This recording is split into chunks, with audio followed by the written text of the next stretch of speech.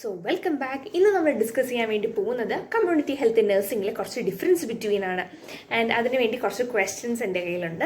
First question, what is the difference between community health nursing അതേപോലെ തന്നെ institutional health nursing എന്നാണ്. Community health nursing എന്താണ്? ഒരു introduction. കമ്മ്യൂണിറ്റിയിലാണ് ചെയ്യുന്നത്. ഇൻസ്റ്റിറ്റ്യൂഷണൽ ഹെൽത്ത് നഴ്സിംഗോ ഇൻസ്റ്റിറ്റ്യൂഷനിൽ. എന്താണ് കമ്മ്യൂണിറ്റി പോയി ചെയ്യുന്നത്? അവിടെ നമ്മുടെ അല്ലെങ്കിൽ എന്താണ് അതിൻ്റെ പർപ്പസ്? എന്താണ് ചെയ്യുന്നത്? ഇൻട്രഡക്ഷൻ പറഞ്ഞു, പർപ്പസ് പറഞ്ഞു. Purpose for the prevention of disease and rehabilitation.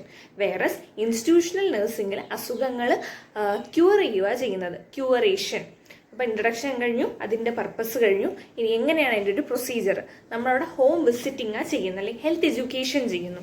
Whereas ഹോസ്പിറ്റലിൽ, ഇൻസ്റ്റിറ്റ്യൂഷനിൽ അവിടെ പ്രൊസീജിയേഴ്സ് കണ്ടക്ട് ചെയ്യുന്നുണ്ട്. ആൻഡ് കമ്മ്യൂണിറ്റിയിൽ നമ്മൾ പോയി ഹോം വിസിറ്റിംഗ് നടത്തുവാണെങ്കിൽ, ഫീൽഡ് വിസിറ്റ് നടത്തുവാണെങ്കിൽ, in institution we perform bed side clinical procedures. അടുത്ത difference, what is the difference between a primary health centre and a community health centre? അപ്പം ഇൻട്രഡക്ഷൻ, പ്രൈമറി ഹെൽത്ത് സെൻ്ററാണ് നമ്മുടെ ഫാമിലിയും അതേപോലെ തന്നെ കമ്മ്യൂണിറ്റി ഹോസ്പിറ്റലിലെ കമ്മ്യൂണിറ്റി ലെവലും തമ്മിൽ നല്ലൊരു ലിങ്ക് ക്രിയേറ്റ് ചെയ്യുന്നത്. വേറെ community health centre 4 PHSCs combine ചെയ്യുമ്പോഴാണ്. ദെൻ അവിടുത്തെ പർപ്പസ്, PHSCയുടെ പർപ്പസ് അസുഖങ്ങൾ പ്രിവെൻഷനും ആണ്. അതേപോലെ തന്നെ ബേസിക് ആയിട്ടുള്ള ഹെൽത്ത് സർവീസസും പ്രൊവൈഡ് ചെയ്യും. വേറെ CHSCയിൽ അഡ്വാൻസ്ഡ് ആയിട്ടുള്ള സ്ക്രീനിങ് ആൻഡ് ഡയഗ്നോസിസ് ആണ് ചെയ്യുന്നത്. ഇനി അവിടുത്തെ പോപ്പുലേഷൻ PHSC വരുമ്പം ഒരു 30,000 പോപ്പുലേഷൻ പറയുമെങ്കിൽ CHSCയിലോട്ട് പോകുന്ന സമയത്ത് 80,000 to 1,20,000 പോപ്പുലേഷനാണ്. സ്റ്റാഫിംഗ് പാറ്റേൺ PHSCയിൽ 2 ഡോക്ടർമാരും നഴ്സുമാരും ഉണ്ടെങ്കിലും അവിടെ സ്പെഷ്യലിസ്റ്റ് ഒന്നും PHSCയിൽ ഇല്ല. CHSCയിൽ സ്പെഷ്യലൈസ്ഡ് ആയിട്ടുള്ള ഡോക്ടേഴ്സും ഡോക്ടേഴ്സിന് ഡെർമറ്റോളജിസ്റ്റ്, ഗൈനക്കോളജിസ്റ്റ്, അങ്ങനെ സ്പെഷ്യലൈസ്ഡ് ആയിട്ടുള്ള ഡോക്ടേഴ്സ് അവൈലബിൾ ആണ്. അടുത്തതാണ് പ്രിവെൻറ്റീവ് സർവീസസും ക്യൂറേറ്റീവ് സർവീസസും. പ്രിവെൻറ്റീവ് സർവീസസ് ഡിസീസിന് പ്രിവെൻഷൻ ആണെങ്കിൽ, ക്യൂറേറ്റീവ് സർവീസസ് എക്സിസ്റ്റിംഗ് ആയിട്ടുള്ള ഹെൽത്ത് പ്രോബ്ലത്തിന് റിസോൾവ് ചെയ്യുക എന്നാണ്. ഇനി പ്രൈമറി സർവീസസിനകത്ത് ഇമ്മ്യൂണൈസേഷൻസ് വരുന്നുണ്ട്, ഹെൽത്ത് എഡ്യൂക്കേഷൻസ് ആണെങ്കിൽ. ക്യൂറേറ്റീവ് സർവീസിനകത്ത് ഏർലി ഡയഗ്നോസിസും പ്രോംപ്റ്റ് ആയിട്ടുള്ള ട്രീറ്റ്മെൻറ്റ് വരുന്നത്. ദെൻ കോസ്റ്റിൻ്റെ കാര്യം, പ്രൈമറി സർവീസസ് ഒക്കെയാണെങ്കിൽ കുറച്ചും കൂടി കോസ്റ്റ് എഫക്റ്റീവ് ആയിരിക്കും. വേറെ സെക്കൻഡറി സർവീസസ് ആകുമ്പോൾ കുറച്ചും കൂടി എക്സ്പെൻസീവ് ആണ് അതിൻ്റെ ഒരു സ്ട്രക്ചർ. ആൻഡ് ദെൻ പ്രൈമറി സർവീസസിൻ്റെ മെയിനായിട്ട് ഒരു ഫോക്കസ് എന്ന് വെച്ചാൽ പബ്ലിക് ഹെൽത്ത് ആണെങ്കിൽ, സെക്കൻഡറി അഥവാ ക്യൂറേറ്റീവ് സർവീസസിനകത്ത് ക്ലിനിക്കൽ ഫോക്കസാണ് മെയിൻ. അടുത്തയാണ് ദി ഡിഫറൻസ് ബിറ്റ്വീൻ നമ്മുടെ പബ്ലിക് ഹെൽത്ത് നഴ്സിംഗ് അതേപോലെ തന്നെ കമ്മ്യൂണിറ്റി ഹെൽത്ത് നഴ്സിംഗ്. പബ്ലിക് ഹെൽത്തും കമ്മ്യൂണിറ്റി ഹെൽത്തും പറയാം. അതായത് പബ്ലിക് ഹെൽത്തിനകത്ത് പബ്ലിക്കിൻ്റെ ആവശ്യങ്ങൾക്ക് വേണ്ടിയുള്ളതാണെങ്കിൽ, കമ്മ്യൂണിറ്റി ഹെൽത്ത് ആ ഒരു ചെറിയൊരു ഗ്രൂപ്പാണ്. പബ്ലിക്കിനകത്ത് എല്ലാ കമ്മ്യൂണിറ്റിയും വരുന്നുണ്ട്. ഇപ്പോൾ ഇതൊരു മാക്രോ ലെവലാണെങ്കിൽ, വേറെ കമ്മ്യൂണിറ്റി എന്ന് വരുമ്പോൾ ഒരു മൈക്രോ ലെവലാണ്. ഇനി ഇതിൻ്റെ ഒരു സ്റ്റാഫിംഗ് പാറ്റേൺ, പബ്ലിക് വരുമ്പോഴത്തേക്കും അവിടെ പോളിസി മേക്കേഴ്സും വേറെയും ആളുകളൊക്കെ വരുന്നുണ്ട്. കമ്മ്യൂണിറ്റി ലെവലിൽ ആ ലോക്കലായിട്ടുള്ള കമ്മ്യൂണിറ്റിയിലുള്ള panchayat member, ASHA workers, panchayat leaders അവരെയും കൂടി ഇൻവോൾവ് ചെയ്യിപ്പിക്കുന്നുണ്ട്. പിന്നെ എക്സാമ്പിളായിട്ട് പറയുന്നത്, ഇപ്പോൾ ഒരു പബ്ലിക് ഹെൽത്ത് ആണെങ്കിൽ ഇമ്മ്യൂണൈസേഷൻ പ്രോഗ്രാമെങ്കിൽ, കമ്മ്യൂണിറ്റി ലെവലിൽ സ്ക്രീനിങ് ഒക്കെയാണ്. അടുത്തയാണ് primordial prevention, primary prevention. Primordial prevention എന്ന് വെച്ചാൽ preventing the risk factor. Whereas primary prevention എന്ന് വെച്ചാൽ reducing the onset of the disease. Primordial പ്രിവെൻഷൻ്റെ സ്ട്രാറ്റജി ആയിട്ട് പറയുന്നതാണ് ഹെൽത്ത് എഡ്യൂക്കേഷൻ. അതായത് മാസ് എഡ്യൂക്കേഷനും ഉണ്ട്, ഇൻഡിവിജ്വൽ എഡ്യൂക്കേഷനും ഉണ്ട്. പ്രൈമറി പ്രിവെൻഷനകത്ത് വരുന്നതാണ് സ്പെസിഫിക് പ്രൊട്ടക്ഷൻ വരുന്നുണ്ട്, ആൻഡ് ഒരു ഹെൽത്ത് എഡ്യൂക്കേഷനും സ്പെസിഫിക് ആയിട്ടുള്ള പ്രൊട്ടക്ഷന്. ഇനി എക്സാമ്പിളായിട്ട് പറയുന്ന പ്രൈമോഡിയൽ പ്രിവെൻഷൻ ആണെങ്കിൽ ഡയറ്റ്, എക്സസൈസ് ഒക്കെ ഫോളോ അപ്പ് ചെയ്യുക. വേറെ പ്രൈമറി പ്രിവെൻഷൻ ആണെങ്കിൽ സ്പെസിഫിക് ആയിട്ടുള്ള എന്തെങ്കിലും ഇപ്പം സ്മോക്കിംഗ് അവോയ്ഡ് ചെയ്യുക. ഇമ്മ്യൂണൈസേഷന്, കീമോ പ്രൊഫലാക്സിസ് ഒക്കെ വരുന്നത് പ്രൈമറിക്കകത്താണ്. പിന്നെ difference between secondary prevention and tertiary പ്രിവെൻഷനാണ്. സെക്കൻഡറി പ്രിവെൻഷൻ എന്ന് പറയുന്നത് ഇപ്പോഴത്തെ ഉള്ള ഡിസീസിനെ മാനേജ് ചെയ്യുക എന്നുള്ളതാണ്. വേറെ ടെർഷറി പ്രിവെൻഷനകത്ത് കോംപ്ലിക്കേഷൻസ് പ്രിവെൻറ്റ് ചെയ്യുക എന്നുള്ളതാണ്. സോ ഇതിൻ്റെ സ്ട്രാറ്റജി ആയിട്ട് സെക്കൻഡറി പ്രിവെൻഷൻ ആണെങ്കിൽ ഏർലി ഡയഗ്നോസിസും പ്രോംപ്റ്റ് ട്രീറ്റ്മെൻറ്റും, ടെർഷറി പ്രിവെൻഷൻ ആണെങ്കിൽ ഡിസബിലിറ്റി ലിമിറ്റേഷനും റീഹാബിലിറ്റേഷനുമാണ്. ഇനി എത്രയാണ് അതിൻ്റെ ഒരു അപ്രോച്ച്? ഇപ്പം സെക്കൻഡറി പ്രിവെൻഷൻ ആണെങ്കിൽ ഷോർട്ട് ടേം വരുന്നുണ്ട്, ലോങ് ടേം വരുന്നുണ്ട്. വേറെ ടെർസറി ആണെങ്കിൽ കംപ്ലീറ്റ്ലി ലോങ് ടേം ആണ്, കുറേ നാളുണ്ട്. ഇനി അടുത്ത എക്സാമ്പിൾസിലോട്ട് പോകുമ്പം സെക്കൻഡറി പ്രിവെൻഷനകത്ത് ഡയഗ്നോസ് ചെയ്യുന്നത് ECG, എക്കോ, TMT അതൊക്കെ ചെയ്യുന്നത്. വേറെ ടെർസറി പ്രിവെൻഷനകത്ത് ഒരു പാലിയേറ്റീവ് കെയർ ഒക്കെ കൊടുക്കുന്നുണ്ട്. ബേസിക്കലി അതിൻ്റെ ഒരു ഇൻട്രഡക്ഷൻ പറയുക, അതിൻ്റെ പേർപ്പസ് പറയുക, അതിൻ്റെ സ്ട്രാറ്റജി പറയുക, എക്സാമ്പിൾസ് പറയുക, പിന്നെ അതിനൊരു അപ്രോച്ച്, കുറച്ച് നാളാണോ കുറേ നാളാണോ നിൽക്കുന്നതും കൂടി പറയാൻ പറ്റും. What is the difference between A PHC and sub centre? PHC എന്ന് പറയുന്നത് നമ്മുടെ സബ് സെൻറ്ററിൽ നിന്നുള്ള ഒരു റെഫറൽ യൂണിറ്റ് ആയിട്ടാണ് ആക്ട് ചെയ്യുന്നത്. വേറെ സബ് സെൻറ്ററിൽ നിന്നും നമുക്ക് പേഷ്യൻസിനെ റെഫർ ചെയ്യാവുന്നേ ഉള്ളൂ. ഒരു പോപ്പുലേഷൻ നോക്കിക്കഴിഞ്ഞാൽ PHCയിൽ ഏകദേശം ഒരു 30,000 to 50,000 ആളുകളോളം ഉണ്ട്. വേറെ സബ് സെൻറ്ററിൽ 3,000 to 5,000 ലെവലേ ഉള്ളൂ. അത് ഹില്ലി ഏരിയയിൽ മാറുന്നുണ്ട്, പ്ലെയിൻ ഏരിയയിൽ മാറുന്നുണ്ട്. And to talk about the staffing pattern, doctors ഒന്നും സബ് സെൻറ്റർ ഇല്ല, പക്ഷേ അവിടെ ANM സ്റ്റാഫുണ്ട്. PHC വരുന്ന സമയത്ത് ഡോക്ടർ അവൈലബിൾ ആണ്. ആൻഡ് ഇപ്പോൾ നമ്മൾ പോപ്പുലേഷൻ പറയുക, സ്റ്റാഫിംഗ് പാറ്റേൺ പറയുക, അതിൻ്റെ ഇൻട്രഡക്ഷൻ പറയുക. മെയിനായിട്ട് സബ് സെൻറ്റർ ഡിസീസിൻ്റെ ഒരു കുറച്ചും കൂടി പ്രിവെൻഷനാണ് പറയുന്നത്. വേറെ PHCയിലോട്ട് വരുമ്പം ഒരു പ്രിവെൻഷൻ ആസ്പെക്റ്റും ഉണ്ട്. മോറോവർ ഫസ്റ്റ് എയ്ഡ് മെഷേഴ്സും മെഡിക്കേഷൻ അഡ്മിനിസ്ട്രേഷനും ഒക്കെ വരുന്നുണ്ട്. പ്രൈമറി ഹെൽത്ത് കെയറും അതേപോലെ തന്നെ കോംപ്രഹെൻസീവ് ആയിട്ടുള്ള പ്രൈമറി ഹെൽത്ത് സെൻറ്ററും തമ്മിലുള്ള വ്യത്യാസം ആ ടേം കേൾക്കുന്നുണ്ട്. ഇപ്പം പ്രൈമറി ഹെൽത്ത് സെൻറ്ററിൽ ബേസിക് ആയിട്ടുള്ള ട്രഡീഷണൽ മോഡലാണ്. വേറെ കോംപ്രഹെൻസീവ് ആയിട്ടുള്ള പ്രൈമറി ഹെൽത്ത് സെൻറ്റർ ഒരു മോഡേൺ ടൈപ്പാണ്. കോംപ്രഹെൻസീവ് എന്ന് കേൾക്കുമ്പോൾ തന്നെ കോംപ്രഹെൻസീവായിട്ട് മൊത്തത്തിലുള്ളൊരു ഹോളിസ്റ്റിക് അപ്രോച്ച് ആണെങ്കിൽ പ്രൈമറിക്കകത്ത് ഹോളിസ്റ്റിക് ആയിട്ടും കോംപ്രഹെൻസീവ് അല്ല. ആൻഡ് PHCയിലെയും പ്രൈമറി ഹെൽത്ത് കെയർ സെൻറ്ററിലൊക്കെ ഫോക്കസ് ചെയ്യുന്നത് കൂടുതലും ക്യൂറേഷനും പിന്നെ കുറച്ച് പ്രിവെൻറ്റീവ് മെഷേഴ്സ് ആണെങ്കിൽ, കോംപ്രഹെൻസീവ് വരുമ്പോഴത്തേക്കും കൂടുതൽ പ്രിവെൻറ്റീവ്, പ്രൊമോട്ടീവ് ആൻഡ് കുറച്ച് ക്യൂറേറ്റീവ് ആസ്പെക്റ്റ് ആണ്. ഇനി സ്റ്റാഫിംഗ് പാറ്റേൺ നമ്മുടെ PHC വരുമ്പം അവിടെ ഡോക്ടറുണ്ട്, ANM സ്റ്റാഫുണ്ട്, ദെൻ ബാക്കിയുള്ള വർക്കേഴ്സ് ഉണ്ട്. വേറെ കോംപ്രഹെൻസീവിലോട്ട് പോകുന്ന സമയത്ത് അവിടെയും ഒരു കോംപ്രഹെൻസീവ് ആയിട്ടുള്ളൊരു കമ്മ്യൂണിറ്റി ഹെൽത്ത് സ്റ്റാഫ് അവൈലബിൾ ആണ്. ഇത്രയാണ് ഇത്. ഇനി ഡിഫറൻസ് ബിറ്റ്വീൻ NRHും NUHും. NRH എന്ന് വെച്ചാൽ നാഷണൽ റൂറൽ ഹെൽത്ത് മിഷൻ, വേറെ NUH means national urban health mission. NRHും കൊണ്ടുവന്നത് 2005-ലും NUHും 2013-ലുമാണ്. NRHMനകത്ത് വരുന്നതാണ് ആശ, അതായത് അക്രഡിറ്റഡ് സോഷ്യൽ ഹെൽത്ത് ആക്ടിവിസ്റ്റ്. വേറെ അർബനിലോട്ട് പോകുന്ന സമയത്ത് അവിടെ വരുന്നതാണ് ഉഷ, ദാറ്റ് ഈസ് അർബൻ ആയിട്ടുള്ള സോഷ്യൽ ഹെൽത്ത് ആക്ടിവിസ്റ്റ്. NRHM കൂടുതലും റൂറൽ ഏരിയാസിലുള്ള ആളുകളുടെ ബെറ്റർമെൻറ്റിന് വേണ്ടി, മോഡിഫിക്കേഷന് വേണ്ടി ഫോക്കസ് ചെയ്യുന്നെങ്കിൽ NUHM ഫോക്കസ് ചെയ്യുന്നത് അർബൻ ഏരിയയിലുള്ള ആളുകളുടെ മോഡിഫിക്കേഷന് വേണ്ടിയാണ്. അടുത്തയാണ് difference between renewable and non renewable resources. Renewable resources എന്ന് വെച്ചാൽ ഏത് റിസോഴ്സാണ് നമുക്ക് വീണ്ടും റിന്യൂ ചെയ്യാൻ പറ്റുന്നത്. നോൺ റിന്യൂവബിൾ റിസോഴ്സസ്, ഈ റിസോഴ്സസ് റിന്യൂ ചെയ്യാൻ പറ്റില്ല. റിന്യൂവബിൾ റിസോഴ്സസ് അത് കംപ്ലീറ്റ്ലി തീരുന്നില്ല, വീണ്ടും വീണ്ടും യൂസ് ചെയ്യുന്നുണ്ട്. നോൺ റിന്യൂവബിൾ റിസോഴ്സസ് യൂസ് ചെയ്ത് കഴിഞ്ഞാൽ അത് തീർന്നു പോകും. റിന്യൂവബിൾ റിസോഴ്സിന് എക്സാമ്പിളായിട്ട് പറയുന്നതാണ് വിൻഡ് എനർജി, വാട്ടർ എനർജി, പിന്നെ ഹൈഡ്രോ പവറൊക്കെ. വേറെ നോൺ റിന്യൂവബിൾ റിസോഴ്സിനകത്ത് വരുന്നതാണ് കോള്, പെട്രോളിയം ഒക്കെ. പിന്നെ റിന്യൂവബിൾ റിസോഴ്സ് കുറച്ചും കൂടി കോസ്റ്റ് എഫക്റ്റീവ് ആണെങ്കിൽ നോൺ റിന്യൂവബിൾ റിസോഴ്സസ് തീരെ കോസ്റ്റ് എഫക്റ്റീവ് അല്ല. വേറെ റിന്യൂവബിൾ റിസോഴ്സസ് എക്സോസ്റ്റഡ് ആവത്തില്ല. വേറെ റിന്യൂവബിൾ റിസോഴ്സ് എക്സോസ്റ്റഡ് ആവത്തില്ലെങ്കിൽ നോൺ റിന്യൂവബിൾ റിസോഴ്സസ് എക്സോസ്റ്റഡ് ആവും. Difference between desert and aquatic ecosystem. Desert എന്ന് പറയുമ്പോഴത്തേക്കും ആദ്യം നോക്കണം, അവിടുത്തെ റെയിൻഫോൾ തീരെയില്ല. പക്ഷേ അക്വാറ്റിക്കിന് നല്ല രീതിയിൽ റെയിൻഫോൾ ഉണ്ട്. ഇനി ഡെസേർട്ടിനകത്ത് വാട്ടർ ഭയങ്കര സ്കേഴ്സ് ആണെങ്കിൽ അക്വാറ്റിക്കിനകത്ത് അബൻഡൻ്റ് ഓഫ് വാട്ടറാണ്. ഇനി 2 പോയിന്റ് കഴിഞ്ഞ്. മൂന്നാമത്തത് ഡെസേർട്ടിലുള്ള ഓർഗാനിസംസ് നമ്മുടെ ക്യാമൽ വരുന്നുണ്ട്. വേറെ അക്വാറ്റിക്കിനകത്ത് വരുന്നത് കൂടുതലും ജീവികളാണ്, ഫൈറ്റോപ്ലാങ്ക്ടൺസ്, പിന്നെ അക്വാറ്റിക് ആയിട്ടുള്ള ഫിഷ് എക്സെട്ര. ഇപ്പം റെയിൻഫോൾ പറഞ്ഞു, അക്വാറ്റിക്കിൻ്റെ കാര്യം പറഞ്ഞു, പിന്നെ അവിടെ ഉള്ള ട്രീസിൻ്റെ കാര്യം പറഞ്ഞാൽ അവിടെ ഹേർബ്സൊക്കെയാണ് ഇവിടെ കുറച്ച് പായലുമായിട്ട് ബന്ധിപ്പിച്ച് കിടക്കുന്നതൊക്കെ. പിന്നെ ഉള്ളത് മണ്ണ്, ഭയങ്കര ഒരു സാൻഡി നേച്ചറാണ് ഡെസേർട്ടിലുള്ളതെങ്കിൽ no soil in the aquatic region. Difference between marine and thermal pollution. Marine എന്ന് പറയുന്നത് ഈ അക്വാട്ടിക് റീജിയനിലൊക്കെ വരുന്നതാണ്.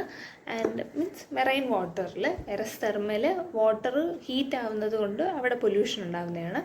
ആൻഡ് മെയിൻലി എക്സാമ്പിളായിട്ട് plastic islands in Pacific Ocean. Whereas ഈ തെർമലിലോട്ട് വരുന്ന സമയത്ത് ഈ പവർ സ്റ്റേഷനിൽ നിന്നെല്ലാം റിലീസ് ചെയ്യുന്ന കെമിക്കൽസ് വെള്ളത്തിലോട്ട് പോയിട്ടുണ്ടാകുന്നതാണ്. ഇനി മെറൈൻ ആകുമ്പം കൂടുതലും വന്ന് അടിയുന്നത് ഏറ്റവും ഡെപ്തിലാണെങ്കിൽ തെർമലിനകത്ത് നിയർ ഷോർ അടുത്തോട്ടാണ് വരുന്നത്. ഇതിൻ്റെ എഫക്റ്റ് അക്വാറ്റിക് ആകുമ്പോൾ അക്വാറ്റിക് ജീവികളെ അത് ബാധിക്കുന്നുണ്ട്. ഈ തെർമലാണെങ്കിൽ ഇൻഡസ്ട്രിയൽ റിലേറ്റഡ് ആയിട്ടുള്ള ഡിസ്ചാർജ് റിലീസ് ചെയ്യുന്നതുകൊണ്ടാണ് വരുന്നത്. ഇത്തരം കാര്യങ്ങളാണ് ഇവിടെ ഡിസ്കസ് ചെയ്യുന്നത്. അടുത്തതാണ് ഡിഫറൻസ് ബിറ്റ്വീൻ ഓസോൺ ലെയർ ഡിപ്ലീഷനും ഓസോൺ ലെയറിൻ്റെ ഡിപ്ലീഷനും ആസിഡ് റെയിനും.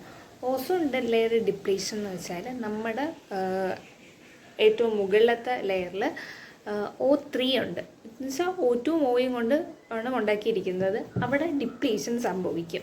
വേറെ ആസിഡ് റെയിൻ എന്ന് വെച്ചാൽ ഫോസിൽ ഫ്യൂവൽസ് ഒക്കെ ബേൺ ചെയ്യുന്ന സമയത്ത് അവിടെ നൈട്രിക് ആസിഡും സൾഫ്യൂരിക് ആസിഡൊക്കെ പ്രൊഡ്യൂസ് ചെയ്ത് അത് മുകളിലോട്ട് ആസിഡ് റെയിനിൻ്റെ കൂടെ ഫോം ചെയ്ത് വരിക ചെയ്യുന്നത്.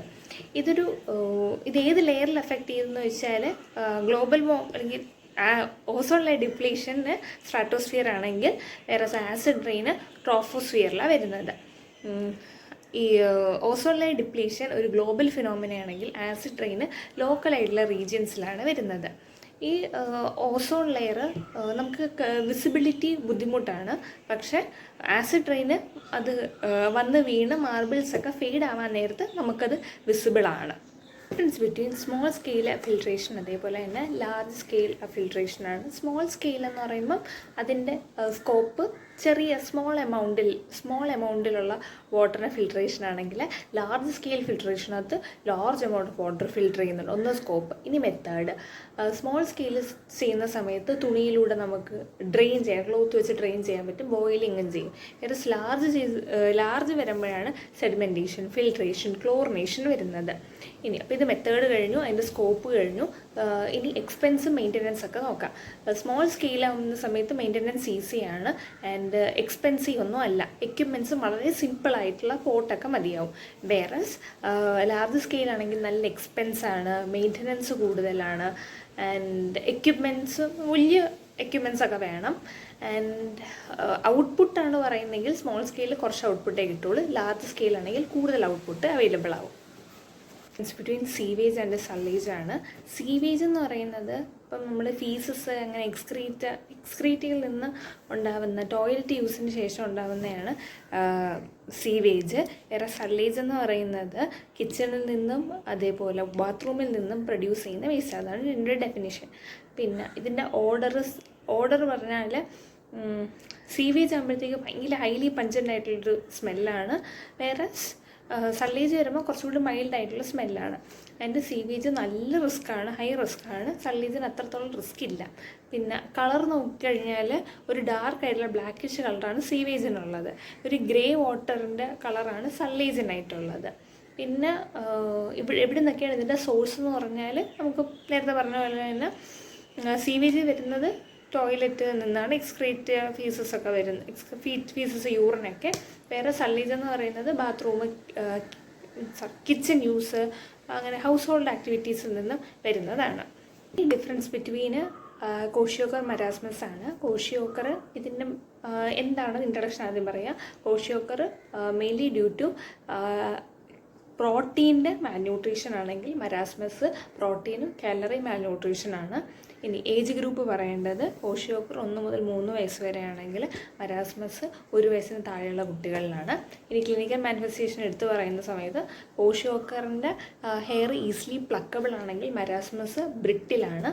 പിന്നെ അപ്പറ്റൈറ്റ് കോഷിയോക്കർ ഉള്ളവർ ഭയങ്കര ലീസ്റ്റ് അപ്പറ്റൈറ്റിക് ആണെങ്കിൽ മരാസ്മസ് ഉള്ളവരിങ്ങനെ ഫുഡ് കിട്ടിക്കഴിഞ്ഞാൽ ഭയങ്കരമായിട്ട് ഇങ്ങനെ വാരി കഴിക്കുന്നത് പോലെ കാണാം.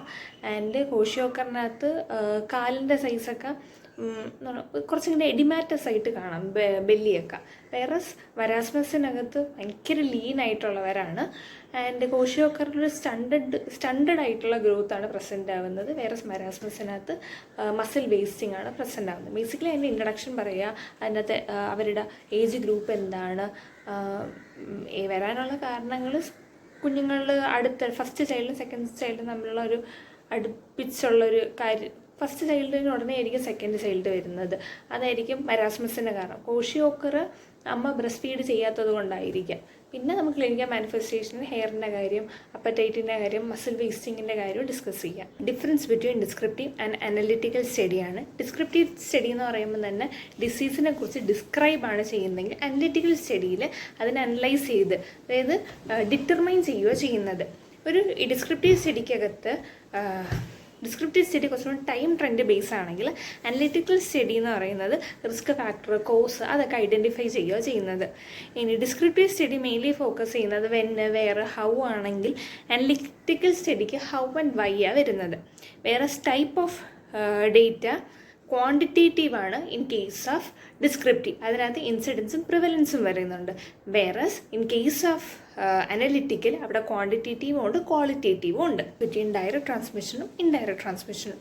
അതായത് ഡയറക്റ്റ് ട്രാൻസ്മിഷനിൽ അസുഖങ്ങൾ ഡയറക്റ്റായിട്ട് കോണ്ടാക്റ്റിൽ എത്തുമ്പോഴാണ് വരുന്നത്. ഇൻഡയറക്റ്റ് ട്രാൻസ്മിഷനകത്ത് ഒരു വ്യക്തിയിൽ നിന്നും ഏതെങ്കിലും ഒരു വെക്ടറോ വെഹിക്കിളിൻ്റെയോ ഹെൽപ്പോടുകൂടി മറ്റൊരു വ്യക്തിയിലോട്ട് പോകുന്നതാണ്.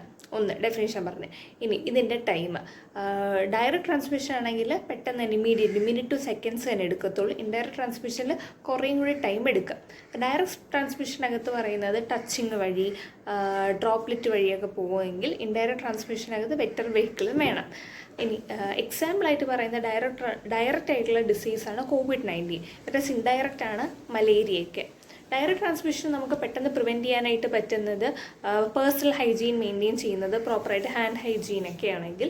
ഇൻഡയറക്റ്റ് ട്രാൻസ്മിഷനകത്ത് നല്ലൊരു എൻവയൺമെൻറ്റൽ ഹൈജീനും എൻവയൺമെൻറ്റൽ സാനിറ്റേഷനുമാണ് ഇമ്പോർട്ടൻറ്റ്.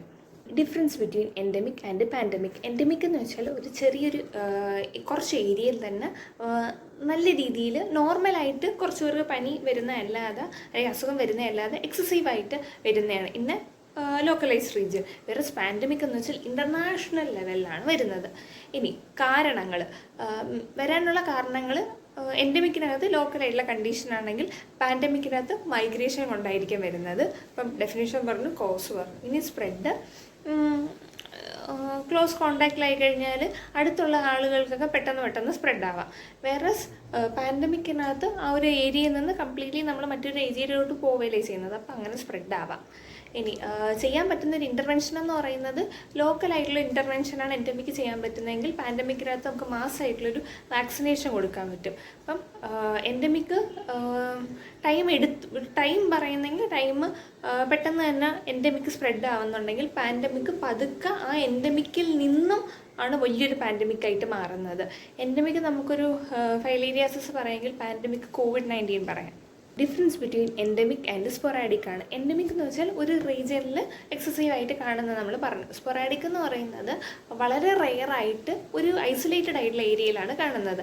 ഇതിൻ്റെ റിസ്ക് ഫാക്ടർ എന്ന് പറയുന്നത് എൻഡമിക്കിൽ അടുത്തടുത്ത് ഉള്ള ആളുകളായതുകൊണ്ട് മേ ബി കോണ്ടാക്റ്റിൽ വരുന്നതുകൊണ്ടായിരിക്കാം.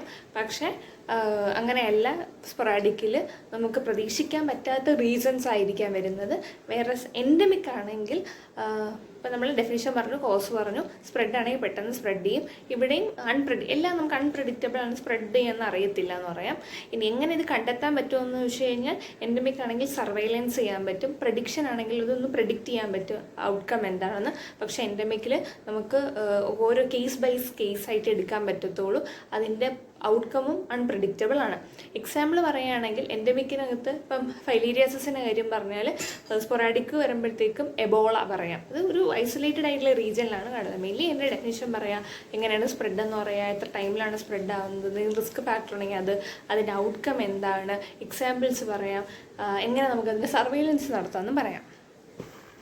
ഈ എൻഡമിക് എന്ന് പറയുന്നത് ഒരു സ്പെസിഫിക് റീജിയനിൽ കാണുന്നതാണ് എൻഡമിക്. ഇപ്പം എപ്പിഡമിക് ആണ്. എൻഡമിക് ഒരു പെർട്ടിക്കുലർ റീജിയനിൽ കാണുന്നത്. എപ്പിഡമിക് എന്ന് വെച്ചാൽ ഒരു പെർട്ടിക്കുലർ റീജിയനിൽ കാണുന്നതാണെങ്കിലും എക്സസീവ് ആയിട്ടുള്ള നമ്പർ ഓഫ് ഗ്രോത്ത് ആണ്. എൻഡമിക് കണ്ടിന്യൂസ് ആണ്. വേറെ സ്പൊറാഡിക് എന്ന് പറയുന്നത് ഹാബിച്വൽ ആണ്. ഇനി ഡിഫറൻസ് ബിറ്റ്വീൻ ഒരു ഓൾഡ് ഏജ് ഹോമും ഓർഫണേജും എങ്ങനെയാണെന്ന് നോക്കാം. ഫസ്റ്റ് നമുക്ക് ഓർഫണേജ് എടുക്കാം. ഓർഫണേജ് എന്ന് വെച്ചാൽ ഇപ്പം ഫസ്റ്റ് അതിൻ്റെ ഡെഫിനേഷൻ പറയണം. ആരും ഇല്ലാത്ത പാരൻസോ ബന്ധുക്കളോ ഫാമിലി മെമ്പേഴ്സ് ആരും ഇല്ലാത്ത കുട്ടികളാണ് ഓർഫൺസ്. വേറെ ഓൾഡ് ഏജ് എന്ന് പറയുന്നത് പ്രായമായിട്ടുള്ള ആളുകൾ ഒരുമിച്ച് താമസിക്കുന്നതാണ്. ഇതിൻ്റെ ഏജ് ഗ്രൂപ്പ് ഓർഫണേജ് 18 വയസ്സിന് താഴെ, ഓൾഡ് ഏജ് ഹോം 60 വയസ്സിന് മുകളിലാണ്.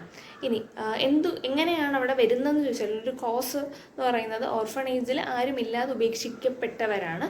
വേറെ ഓൾഡ് ഏജ് ഹോമിൽ ചിൽഡ്രൻസോ അല്ലെങ്കിൽ റിട്ടയർമെൻറ്റിന് ശേഷം ഒറ്റയ്ക്കിരിക്കുന്നത് കൊണ്ട് പോകുന്നതായിരിക്കും.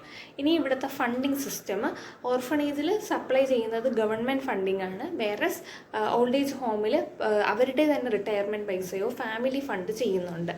ഇനി ഇവരാരും നോക്കുന്നു എന്നുള്ള ക്വസ്റ്റ്യൻ, ഓർഫണേജിലൊക്കെ ആണെങ്കിൽ അവിടെ നിന്ന് തന്നെ പഠിച്ച് പ്രായപൂർത്തിയായിട്ടുള്ള 18 വയസ്സ് കഴിഞ്ഞിട്ട് പിള്ളേർ തന്നെയാണ് ഇവിടെ നോക്കുന്നത്. വേറെ ഓൾഡ് ഏജ് ഹോമിൽ അവർ ഫണ്ട് കൊടുത്ത് നിൽക്കുന്നതുകൊണ്ട് തന്നെ ANM സ്റ്റാഫുമാരൊക്കെ പ്രത്യേകം കാണുന്നുണ്ട്. മെയിൻലി എൻ്റെ ഡെഫിനിഷൻ ഇത് വരാനുള്ള കാരണങ്ങൾ, ആരാണ് അവർ സർവീസ് പ്രൊവൈഡ് ചെയ്യുന്നത്, പൈസയുണ്ടോ, ഏജ് ഗ്രൂപ്പാണ്, ടാർഗറ്റ് പോപ്പുലേഷൻ ആരൊക്കെയാണ് എന്ന് പറയാം. Difference between health promotion and health എഡ്യൂക്കേഷനാണ്. ഹെൽത്ത് പ്രൊമോഷൻ എന്ന് വെച്ചാൽ കുറേ നാൾ നിൽക്കുന്ന അല്ലെങ്കിൽ ഇൻഡിവിജ്വലിൻ്റെ സോഷ്യൽ ആൻഡ് ബിഹേവിയറൽ ചേഞ്ച് കൊണ്ടുവരാൻ സഹായിക്കുന്ന ഒരു പ്രോസസ്സാണ് ഹെൽത്ത് പ്രൊമോഷൻ. ഈ ഒരു പ്രോസസ്സിനകത്ത് ആ ഇൻഡിവിജ്വലിൻ്റെ ഹെൽത്തിനെ കുറിച്ച് സ്വന്തമായിട്ടൊരു കൺട്രോൾ കൂട്ടുന്നുണ്ട്.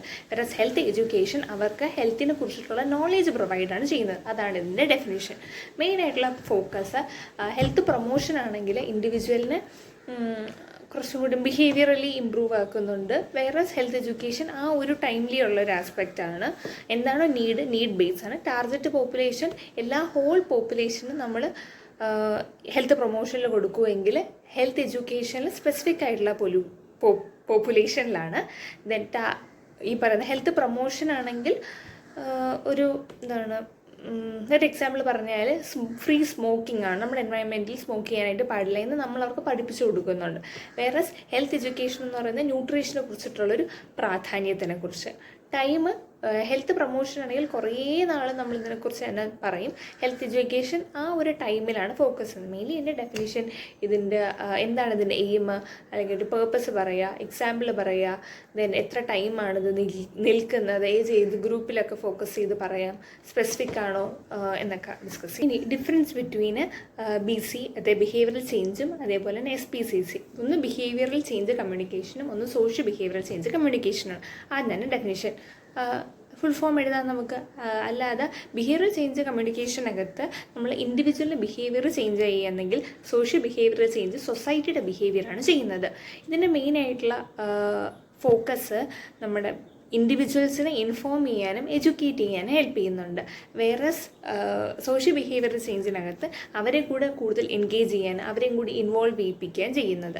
വേറെ ബിഹേവിയറൽ ചേഞ്ചിനകത്ത് 1 way പ്രോസസ്സാണ്, ഒരു ഇൻഡിവിജ്വലേ ഉള്ളൂ. വേറെ സോഷ്യൽ ബിഹേവിയറൽ ചേഞ്ചിൽ ഒരു കമ്മ്യൂണിറ്റി തന്നെയുണ്ട്, ഒരു 2 way പ്രോസസ്സാണ്. ഈ BCCയിലാണെങ്കിൽ നമ്മൾ പോസ്റ്ററും ലീഫ്ലെറ്റ്സ് ഉപയോഗിക്കുന്നുണ്ട്. And shorter period of time ആണെങ്കിൽ അപ്പുറത്ത് SBCC ആണെങ്കിൽ ലോങ്ങർ പീരീഡ് ഓഫ് ടൈം എടുക്കുന്നുണ്ട്. അവിടെ നമ്മൾ ക്യാമ്പയിൻസ് പിന്നെ ടെലിവിഷൻസ്, റേഡിയോസിലൂടെ എക്സ്പ്ലെയിൻ ചെയ്യുന്നുണ്ട്. മെയിൻലി അതിൻ്റെ ഡെഫിനിഷൻ പറയുക, അത് എത്ര പേർക്കാണ് നമ്മൾ എഡ്യൂക്കേഷൻ കൊടുക്കുന്നത്, എത്ര ഡ്യൂറേഷനാണ്, അപ്പോൾ അത് 1 way പ്രോസസ്സാണോ, എക്സാമ്പിൾസ് പറയുക, ഡെഫിനിഷൻ പറയാണ്ട് ഫുൾ ഫോമും പറയാം. സോ ഇത്രയും ഡെഫിനിഷൻസാണ് നമ്മളിന്ന് പഠിച്ചത്. So see you in the next class.